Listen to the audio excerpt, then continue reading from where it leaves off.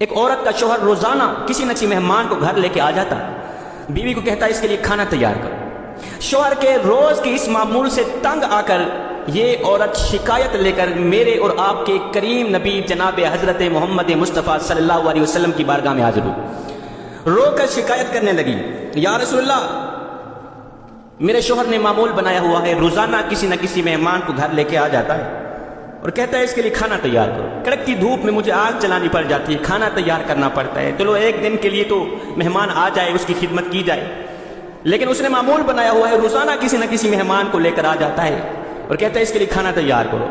میں تو آگ جلا جلا کے خود جل گئی، آقا میں یہ تکلیف برداشت نہیں کر سکتی، میں یہ دکھ برداشت نہیں کر سکتی، یا رسول اللہ آپ کے دروازے پر آئی ہوں، آپ مجھے کوئی ایسا طریقہ بتائیں جس کو اپناتے ہوئے میں آپ کے فرمان پر عمل کروں، آپ کے طریقے پر عمل کروں، میرے شوہر کے اندر جو یہ عادت ہے روزانہ کسی نہ کسی مہمان کو لے کر آ جاتا ہے، یہ عادت ختم ہو جائے۔ میرے کریم نبی خاموش ہو کے اس عورت کی بات سنتے رہے، میرے نبی نے کوئی جواب نہ دیا، عورت کہتی رہی، سناتی رہی، میرے نبی خاموش رہے، میرے نبی نے کچھ بھی نہیں کہا۔ کریم نبی کے لبوں پر خاموشی دیکھ کر یہ عورت خود خاموش ہو کے واپسی چلی۔ جب گھر میں گئی دوسرے دن میرے کریم نبی نے اس عورت کے شوہر کو بلایا، کہا کہ کل میں آپ کے گھر کا مہمان بننے والا۔ وہ تو خوش ہو گیا، دوڑ کر گیا، اپنی بیوی کو کہا کل اللہ کے نبی ہمارے گھر کے مہمان بننے والے ہیں، کل آپ نے کھانا تیار کرنا۔ وہ عورت بھی سن کر بڑی خوش ہوئی، صبح اٹھتے ہی اس نے تیاریاں شروع کر دی، کھانے بنانے شروع کر دی۔ میرے کریم نبی نے وہاں کھانا کیا کھانا تھا، میرے نبی تو وہاں ان کو سبق دینے جا رہے تھے، ان کی آنکھوں سے ان کو کچھ دکھلانے جا رہے تھے۔ خیر دوسرے دن میرے کریم نبی ان کے گھر پہنچے، دسترخوان لگ گیا، کھانے لگ گئے۔ کھانا کھانے سے پہلے میرے نبی نے اس کے شوہر کو کہا کہ جب میں واپسی پر جانے لگوں اپنی بیوی کو کہنا دروازے تک میرے پیچھے پیچھے دیکھتی رہے گی، جب تک میں دروازے سے باہر نہ نکلوں، حویلی کے چار دیواری کے دروازے سے گیٹ سے باہر نہ نکلوں، بیوی کو کہنا کہ میرے پیچھے پیچھے دیکھتی رہے گی۔ اس نے ایسا ہی کیا۔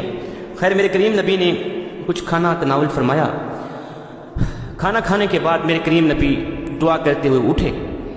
اب یہ عورت میرے نبی کے فرمان پر عمل کرتے ہوئے اس عورت نے میرے نبی کے پیچھے پیچھے دیکھنا شروع کیا۔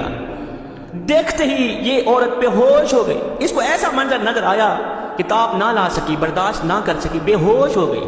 میرے کریم نبی آگے چلے گئے۔ جب اس عورت کو ہوش آئی تو اس کے شوہر نے پوچھا کہ آخر وجہ کیا تھی، کیا تجھے نظر آیا تھا؟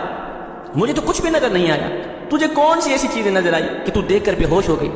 اس نے کہا جب میرے نبی کمرے سے باہر نکل کر حویلی کے چار دیواری کے دروازے تک جا رہے تھے تو میں نے دیکھا کہ نبی کے پیچھے سانپ، بچھو، کیڑے مکوڑے اور بھی کافی ساری بلائیں تھیں، نبی کے پیچھے پیچھے جا رہی تھی۔ دوسرے دن یہ دونوں میاں بیوی نبی کی خدمت میں حاضر ہوئے۔ اس عورت نے پوچھا آقا آخر وجہ کیا تھی؟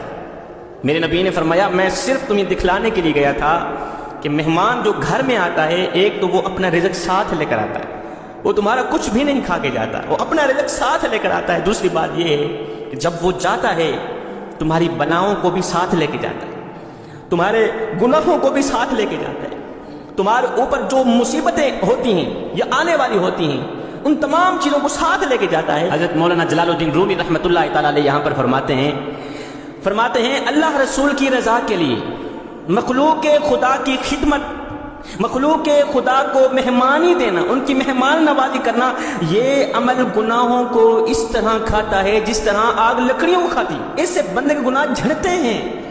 اگر تم چاہتے ہو کہ تمہارے گناہ جھڑ جائیں، ایک گناہ بھی باقی نہ رہے، تو مہمانوں کی خدمت کیا کرو، مہمانوں کی مہمان نوازی کیا کرو، کترایا نہ کرو، اللہ رسول کی رضا کے لیے مخلوق خدا کو مہمانی دیا کرو۔ حضرت سیدنا ابراہیم علیہ السلام جد الانبیاء تھے، آپ کی یہ عادت کریمانہ تھی، اس وقت تک آپ کھانا نہیں کھاتے تھے جب تک کوئی گھر میں مہمان نہیں آتا تھا، جب تک مہمان کو کھانا نہیں کھلاتے خود نہیں کھاتے تھے۔ ایک دن گزرا مہمان نہ آیا، دوسرا دن گزرا مہمان نہ آیا، آپ نے کچھ بھی نہیں کھایا، اس لیے کہ آپ کی عادت تھی جب تک مہمان نہ آتا، مہمان ساتھ میں دسترخوان پہ بیٹھ کے نہ کھاتا، آپ خود نہیں کھایا کرتے تھے۔ ایک دن گزرا مہمان نہ آیا، آپ نے کچھ نہیں کھایا، دوسرا دن گزرا مہمان نہ آیا، آپ نے کچھ نہیں کھایا، جب تیسرا دن گزرا پیٹ روٹی مانگنے لگا، بھوک ستانے لگی۔